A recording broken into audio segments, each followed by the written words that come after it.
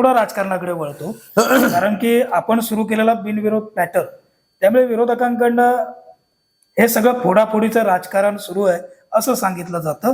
त्याचप्रमाणे मतदानाचा हक्क हिरावून घेतला असंही सांगितलं जातं.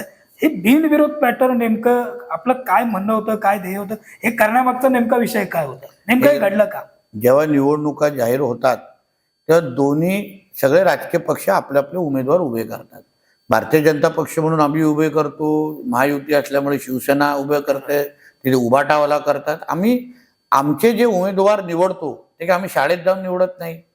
लहान मुलं नसतात, ते जबाबदार लोक असतात जे त्या त्या गावामध्ये काम करतात, त्यांना बरं वाईट ह्या गोष्टी कळतात आणि फक्त ते निवडणूक उभं राहण्याची निवड करतात की बाबा आम्हाला उभाटामधून उभं राहायचं आहे, आम्हाला शिवसेनेतून उभं राहायचं आहे, आम्हाला बीजेपीतून उभं राहायचं आहे.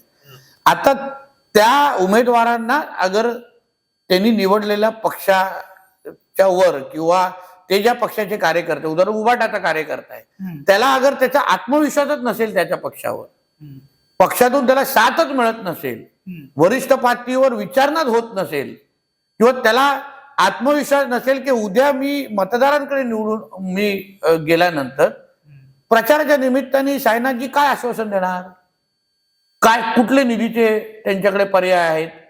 आमदार नाही, खासदार नाही, राज्यामध्ये कुठलंही पद नाही, सत्ता नाही, कुठलंच नाही.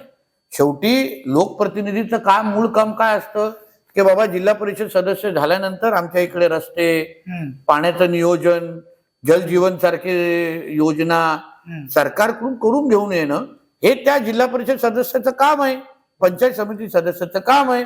आता उद्या उभाटाचे सदस्य निवडून आल्यानंतर, कुठलाही अपक्ष निवडून आल्यानंतर तो निधी आणणार कुठून? कुठला मार्ग आहे त्याच्याकडे, कोण आहे त्याच्याकडे? आणि म्हणून ही त्यांना जाणीव झाल्या असल्यामुळे त्यांनी स्वतःहूनच फॉर्म मागे घेण्याची प्रक्रिया सुरू केली.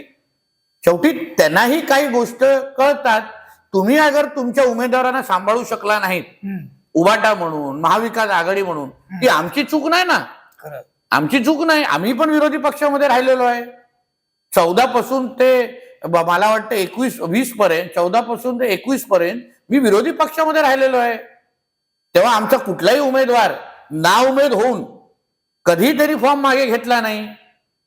म्हणजे आम्ही विरोधी पक्षामध्ये असताना अगर ते घडलं नाही तर तुम्ही विरोधी पक्षामध्ये असताना कसं घडतंय? म्हणजे तुम्ही पक्ष म्हणून, नेतृत्व म्हणून तुम्ही कमी पडताय.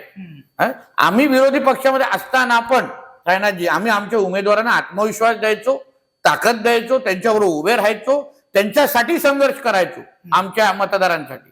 म्हणून मतदारांना विश्वास होता की नाही, विरोधी पक्षामध्ये असला तरी नितेश राणे आमदार म्हणून आम्हाला न्याय देतील, निलेश राणे आमदार म्हणून न्याय देतील, असा विश्वास आमच्यावर होता. म्हणून तर आम्हाला विरोधी पक्षातून आज सत्ताधारी बसवलाय ना.